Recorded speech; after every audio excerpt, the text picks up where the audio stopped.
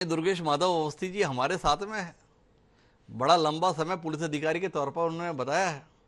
ये बार बार अब नई कहानी शुरू हो गई है अवस्थी साहब। पहले कहते थे 31 मार्च 2026 तक ये देश से नक्सलवाद खत्म हो जाएगा। अब कहा है कि देखो 31 मार्च 2026 तक तो खत्म होगा सशस्त्र नक्सली संघर्ष, पर जब तक शहरी नक्सलियों को भी नहीं रोका जाएगा जो इस आंदोलन को वैचारिक, कानूनी और आर्थिक मदद देते हैं, तब तक बात बनेगी नहीं। थोड़ा रोशनी डालो ना अवस्थी साहब। भाई बंदूक लिए हुए जंगल में घुसे हुए बैठे थे इसलिए हम नहीं पकड़ पाते थे, ये दलीलें होती थी सरकार की ओर से। पर शहर में बैठे हैं, वित्तीय पोषण कर रहे हैं, आर्थिक रूप से मदद कर रहे हैं, भावनात्मक रूप से मदद कर रहे हैं, कानूनी रूप से मदद कर रहे हैं, तब भी आप लोग कुछ नहीं किए, ऐसा लगा।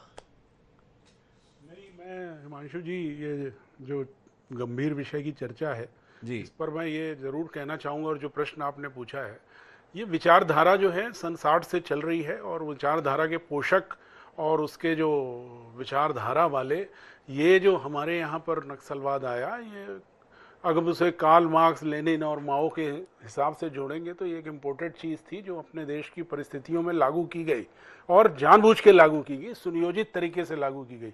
ये अपने आप नहीं आ गई, परिस्थितियां ऐसी थी, एक्सप्लॉयटेशन था, इसलिए विचारधारा को बड़ा बल मिला।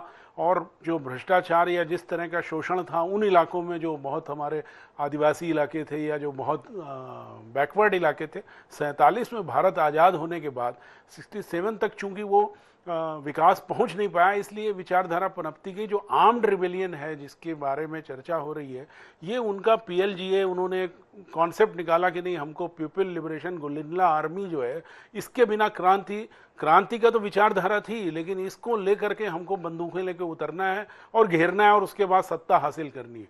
ये लड़ाई शुरू हुई, और जब सब तरफ से उसका मुकाबला किया गया, चाहे वो पश्चिम बंगाल हो या आंध्र प्रदेश हो, तो छत्तीसगढ़ में आके सीमित हो गया, मध्य प्रदेश के इस इलाके में, और काफ़ी बड़ी जड़ें, छत्तीसगढ़ एक तरह की राजधानी हो गई। तो अभी जो ये सारी बात हो रही है, इसको बहुत संक्षेप में मैं 2013 तक इस प्रदेश में अगर आप देखेंगे, 2000 से 2013 तक जीरम घाटी के समय में छत्तीसगढ़ के नक्सलवाद की परिस्थितियां ये थी कि जीरम घाटी में हमने बहुत बड़े बड़े नेताओं को खो दिया, और 14 की स्थिति में हम उस किनारे पर खड़े थे, लगता था कि नक्सलवाद से हम हार गए हैं। उस समय केंद्र में मोदी जी की सरकार आई और उन्होंने एक रणनीति बनाई। मैं चूंकि